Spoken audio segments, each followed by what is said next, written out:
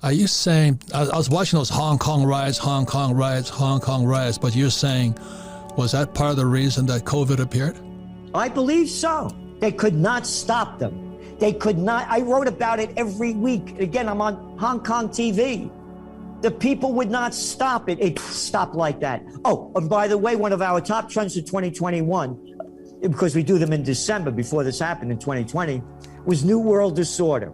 There were protests going on in South Africa, Lebanon, France, Algeria, Colombia, Chile, Bolivia, Peru, India, all over the world. Poverty, lack of basic living standards, violence, government corruption, and crime. They couldn't stop these. Every week, people, boom, COVID comes, no more protests, it's over. It's over. So your suspicion is it's related to keeping civil unrest down?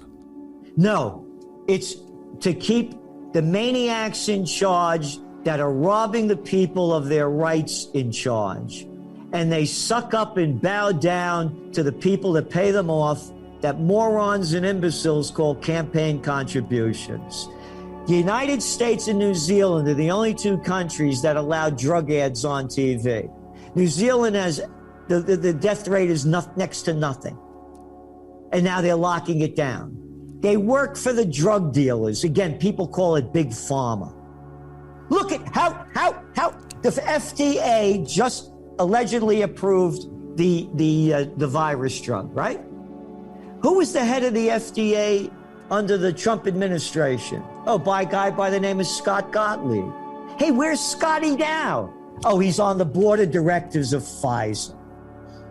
What am I, 6 years old? Who the hell are you talking to?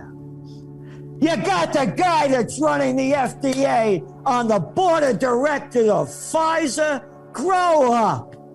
It's not a revolving door. It's one big club, as George Carlin said, and you ain't in it. And I would say it's not just communism, but it's kind of this blend of corporatism. And so when I hear the word corporatism, the first thing that comes to my mind is what we saw in 2020, and especially with the lockdowns. You got it. Right? Because we basically told small and mid-sized businesses that you're no longer open for business. You can't do, you're bust, basically. That's exactly what he's saying in this book. Yeah, so that consolidates all of the demand to these huge mega corporations. Correct. So then is it easier, if you're someone, let's just say that's a Marxist, that's trying to control the means of production, is it easier to control the means of production when all goods and services are produced by 100 mega corporations or millions and millions and millions of small businesses? Correct. And what was one of Stalin's main tactics? It was to create divisiveness. Yes. You pin people up against each other, and then they ignore who's really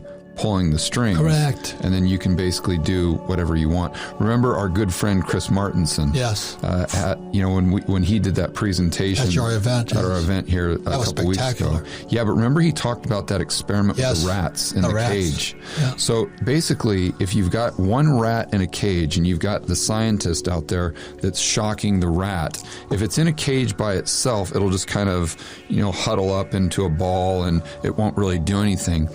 But if you put two rats in the same cage, and if you shock them, then they'll think it's one another.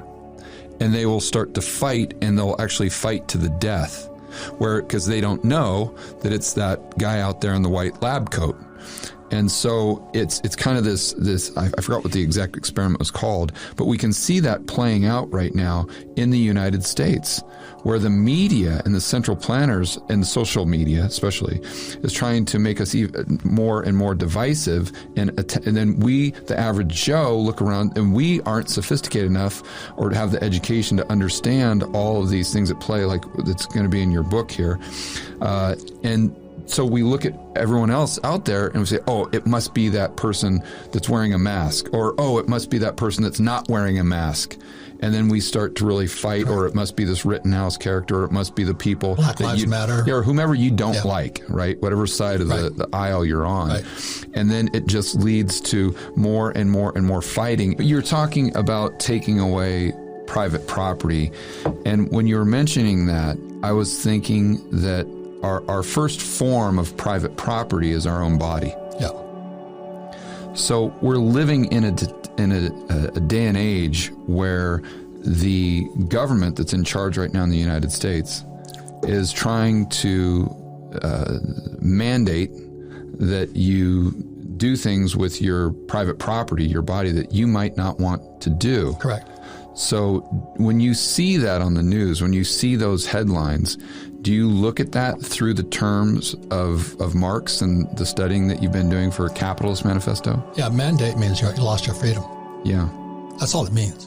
And I'm not against Republican or Democrat. I don't, Black Lives Matter, they're Marxists. I respect them. At least they state that. Yeah.